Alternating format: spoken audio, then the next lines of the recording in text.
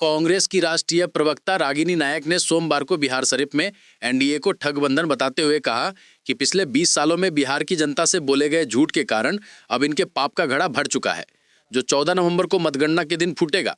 उन्होंने एनडीए के घोषणा पत्र को जुमला पत्र बताते हुए 1 करोड़ नौकरी देने के वादे को सबसे बड़ा मजाक बताया कि बचपन से हम लोग सीखते आए हैं कि झूठ बोलना पाप है, झूठ बोलना पाप है।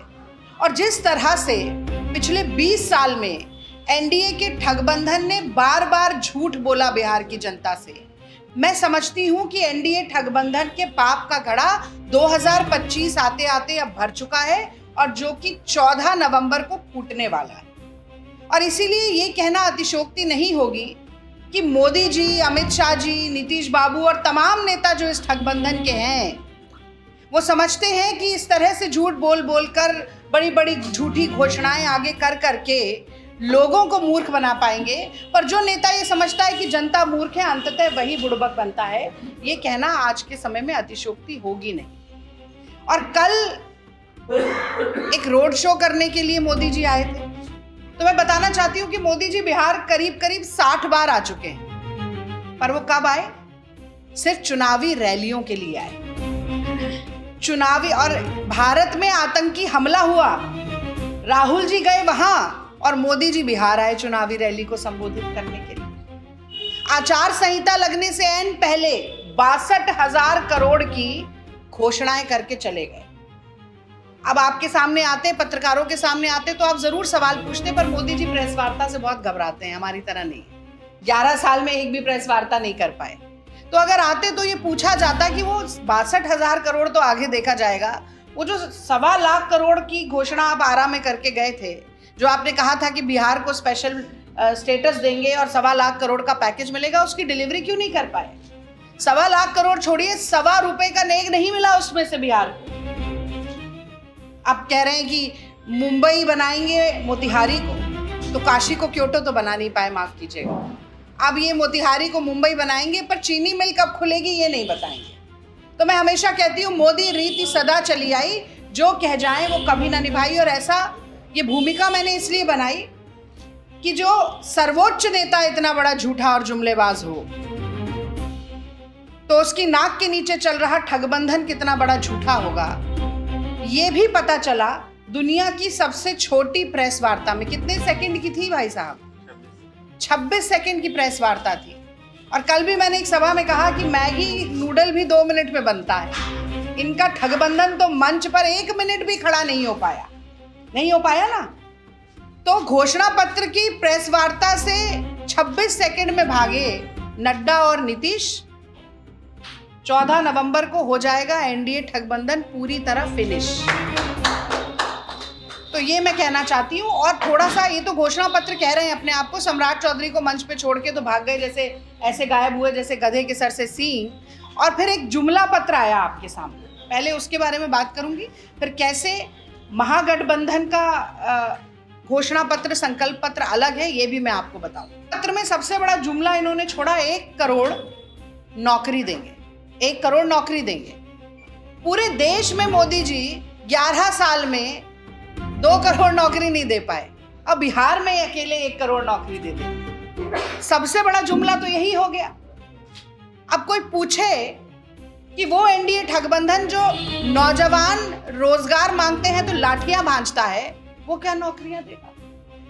वो एनडीए ठगबंधन जिसकी नाक के नीचे 10 बड़ी परीक्षाएं लीक होती है, पेपर लीक होते हैं, परीक्षाएं रद्द होती हैं, डिग्रियां बिकती हैं, डिप्लोमा से लेके ग्रेजुएशन से लेके पीजी तक की डिग्री के दाम है यहाँ पर, पैसा दो डिग्री लो, वो क्या नौकरी देगा? ऐसा एनडीए ठगबंधन जिसके शासन में 3 करोड़ 45 लाख लोग रजिस्टर्ड मजदूर बनने के लिए मजबूर हो गए, 3 करोड़ 18 लाख बेरोजगार नौजवान पलायन करने के लिए मजबूर हो गए, वो क्या नौकरी देगा?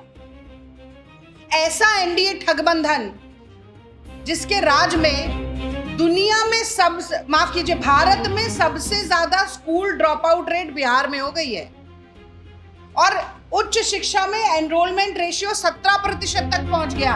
यानी कि 1 करोड़ नौजवान ऐसे हैं 18 से 23 साल की उम्र के, जिन्हें आज उच्च शिक्षा में प्राप्त होनी चाहिए थी और वो उच्च शिक्षा से वंचित रह गए। ये क्या पढ़ाएंगे और क्या नौकरी देंगे। फिर दूसरा जुमला छोड़ा, आधुनिक शिक्षा। आधुनिक शिक्षा बिहार को देंगे। पहली बात तो अगर दे सकते थे तो भैया 20 साल में किसने आपके हाथ बांधे थे, और अगर दे सकते थे तो क्यों 17,000 स्कूल ऐसे हैं जहां बिजली का कनेक्शन तक नहीं। आधुनिक शिक्षा की बात करते हैं। 86% स्कूल ऐसे हैं बिहार में जहां कंप्यूटर नहीं है। आधुनिक शिक्षा की बात करते हैं। फिर एक और बड़ा सा झूठ का पुलिंदा निकाला, 50, मतलब जो मुझे तो कभी कभी लगता है जो मुंह में आता है बोल जाते हैं। जो संख्या दिमाग में आती है वो संख्या चेप देते हैं। 50 लाख करोड़ का निवेश करेंगे। अरे भैया मोदी जी, आप 1 रुपया एकड़ के हिसाब से जमीन अडानी को दे रहे हैं। आपने भागलपुर में आपने LIC का 32,000 करोड़ रुपया अडानी की जेब में डाल दिया। अरे अडानी को कहकर बिहार में क्यों नहीं औद्योगिक विकास करवाया, क्यों नहीं इंडस्ट्री लगाई। जब पूछा गया अमित शाह जी से तो अमित शाह जी कहते हैं भाई जमीन नहीं है, बिहार के पास जमीन नहीं है तो कैसे इंडस्ट्री लगाएंगे, कैसे औद्योगिक विकास करेंगे। अगर जमीन नहीं थी तो अब चुनाव के बाद कैसे स्वयंभू हो जाएगी। जैसे मोदी जी स्वयंभू महामानव हो गए, वैसे शायद जमीन भी स्वयंभू होकर निकल आएगी। जिस बिहार में एनडीए ठगबंधन के शासन में 6 महीने में 11 बड़े कारोबारियों की हत्या हो गई, दिन दहाड़े सरेआम हो गई, वहां कौन निवेश करने आएगा मुझे बताइए। और किस मुंह से ये जंगल राज की बात करते हैं। प्रधानमंत्री आते कहते कट्टा लगा के मुख्यमंत्री की घोषणा करा दी तेजस्वी यादव की। कट्टा लेके कौन चल रहा था, दुलार चंद यादव को किसने मारा, कि कौन है वो एनडीए के प्रत्याशी जो कट्टा, असला, बम, बारूद सब जेबों में गाड़ियों में भर के चलते हैं। हम लोग जब पटना से बिहार शरीफ आ रहे थे तो हमारी गाड़ी की चेकिंग हुई, रोककर सामान खुलवा कर देखा। एनडीए प्रत्याशियों की नहीं होती, कुछ भी गाड़ी में भरकर चलेंगे। और मोदी जी फिर आकर कभी कट्टा की बात करेंगे, कभी मेरी माँ को ये कह दिया बोलेंगे, कोई इटली की बात करेगा, कोई पाकिस्तान की बात करेगा। बिहार की बात क्यों नहीं करते, बिहार की महिलाओं की बात क्यों नहीं करते। मुजफ्फरपुर की वो 11 साल की दलित बच्ची कौन भूल सकता है, बलात्कार हुआ, 20 चाकू घोंपे, उसके बाद वो इलाज के लिए पटना पहुंची, एम्बुलेंस में तड़प तड़प के मर गई, इलाज नहीं हुआ उसका। गया जी में पुलिस सैन्य अभ्यर्थी महिला ट्रेनिंग में बेहोश हो गई, एम्बुलेंस में उपचार के लिए जा रही थी, एम्बुलेंस में ही सामूहिक बलात्कार हो गया। और यही बिहार शरीफ में NHA के पास एक खेत में एक युवती की लाश मिली जिसके तलवों पर 9 कील ठुकी हुई थी। बेगूसराय में एक 13 साल की बच्ची रामलीला देखकर लौट रही थी, उसका बलात्कार करके उसको मार के पोखर में फेंक दिया गया और ये कहते हैं महिला सशक्तिकरण करेंगे, लखपति दीदी बनाएंगे। मैं दिल्ली से आती हूँ, 1 साल होने वाला है रेखा गुप्ता की भाजपा की सरकार को। 2500 रुपया छोड़िए, 25 रुपया भी किसी महिला के अकाउंट में नहीं पहुंचा है, साल भर होने वाला है, ये लखपति दीदी बनाएंगे। 500 रुपए का गैस सिलेंडर जो महिलाओं को होली पर मिलने वाला था, दिवाली पर भी बैठी रही, कोई सिलेंडर नहीं मिला, ये लखपति दीदी बनाएंगे। 55 बड़े जघन्य अपराध रोज होते हैं महिलाओं के साथ, 8 महिलाओं की हत्या होती है, छोटी छोटी नाबालिग बच्चियां हैं, हफ्ते भर में 18-20 बच्चियों के साथ बलात्कार होता है। आज महिलाओं का, बेटियों का, बिहार की लड़कियों का जीवन एक डर के साए में बीत रहा है और एक लंबी काली स्याह रात है ये 20 साल एनडीए ठगबंधन के। उन्होंने भी ठान लिया है कि ये 10,000 रुपया एक बार की किश्त देने से कोई महिलाओं की अस्मिता का सौदा नहीं किया जा सकता। मैं एक लाइन में किसानों की भी बात कर देना चाहती हूँ। ऐसा ही वादा आपने किया था कि किसानों की आय को 2022 तक दुगना कर देंगे। आज 27 रुपया प्रतिदिन किसान कमा रहा है और यही मोदी जी हैं जो 3 काले कानून लेकर आए। यूपीए 72,000 करोड़ का ऋण माफ करती है, ये 3 काले कानून ले आते हैं, 700 किसानों की शहीदी हो जाती है। आंदोलनजीवी कहते हैं, आतंकवादी कहते हैं, खालिस्तानी कहते हैं। 30,000 रुपए प्रति हेक्टेयर लागत बढ़ा दी किसानों की, अब कह रहे हैं 8 रुपया प्रतिदिन अतिरिक्त दे देंगे। ये तो ऊंट के मुंह में जीरे के समान भी नहीं है। साथियों, आज बिहार की 64% जनता 67 रुपया रोज पर जी रही है। ये हाल है बिहार का। और इसी से ठीक विपरीत मैं कल के वाक्य का जिक्र करना चाहती हूं, जब राहुल गांधी मछुआरों के बीच में उतरे थे।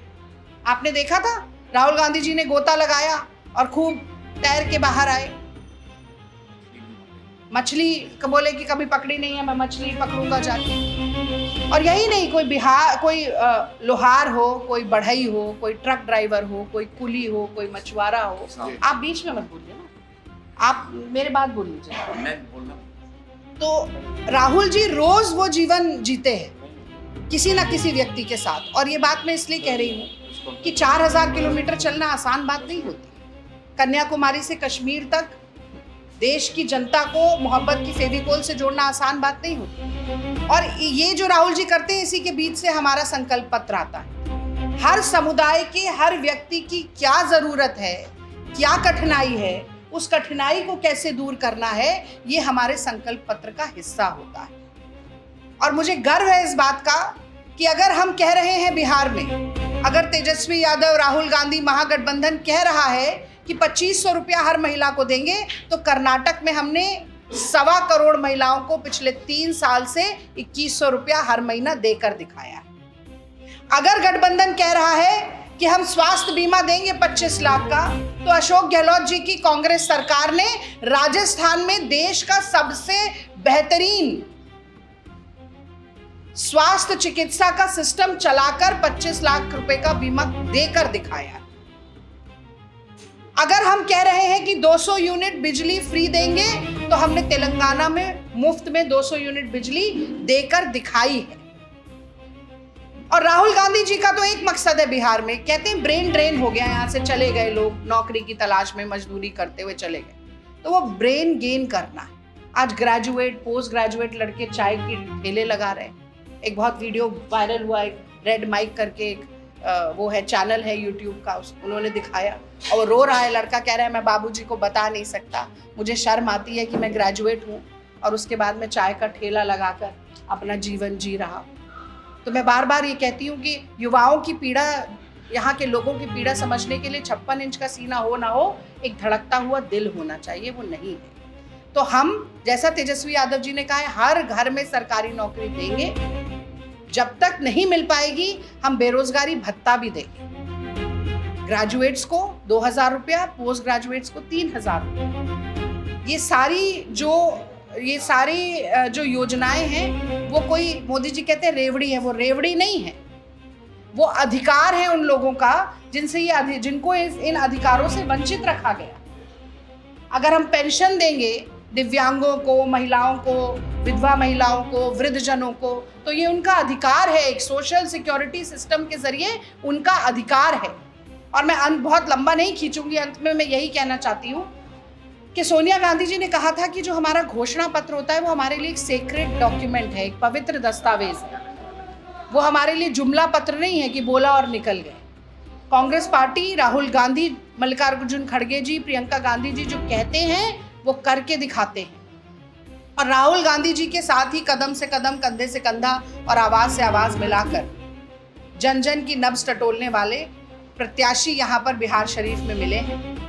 उमेर खान जी न सिर्फ इनकी बहुत साफ सुथरी छवि है, न सिर्फ गोल्ड मेडलिस्ट हैं एएमयू के, बल्कि एक जनवादी नेता हैं, जनमुखी राजनीति करना चाहते हैं, लोगों के बीच में जाते हैं। तो ऐसा, मैंने कल 3 सभाएं की, ऐसा जबरदस्त कनेक्ट बनता है, चाहे महादलित बस्ती हो, चाहे मुसलमान लोगों के बीच की बात हो, चाहे हमारे हिंदू भाई बहनों के बीच की बात हो। कहते हैं कि मैं 24 घंटा यहाँ पर लोगों की सेवा करना चाहता हूँ, ऐसा नहीं कि चुनाव लड़के फिल्म बनाने के लिए चला जाऊँगा। 20 साल में जो दुर्दशा बिहार शरीफ की हुई है, जो मैंने अपनी आंखों से देखी है कि सड़क कम है, गड्ढे ज़्यादा हैं, कचड़े के ढेर लगे हुए, नालियां भरी हुई, बिजली का संकट है, साफ पानी पीने के लिए नहीं है, तो मूलभूत चीजें हैं ना, ये 20 साल में मुहैया क्यों नहीं कराई गई? आज बिहार शरीफ की जनता ये पूछ रही है। उमेर खान जी को विधायक बनाने के लिए तटस्थ होकर बैठी है। उमेर जी बने विधायक, तेजस्वी जी बने मुख्यमंत्री और राहुल गांधी जी बने प्रधानमंत्री। ये उम्मीद ही नहीं, ये विश्वास है। और इसकी शुरुआत बिहार शरीफ से होगी, इसकी शुरुआत बिहार से होगी और फिर आगे हम दिल्ली तक भी पहुंचेंगे। बहुत बहुत धन्यवाद।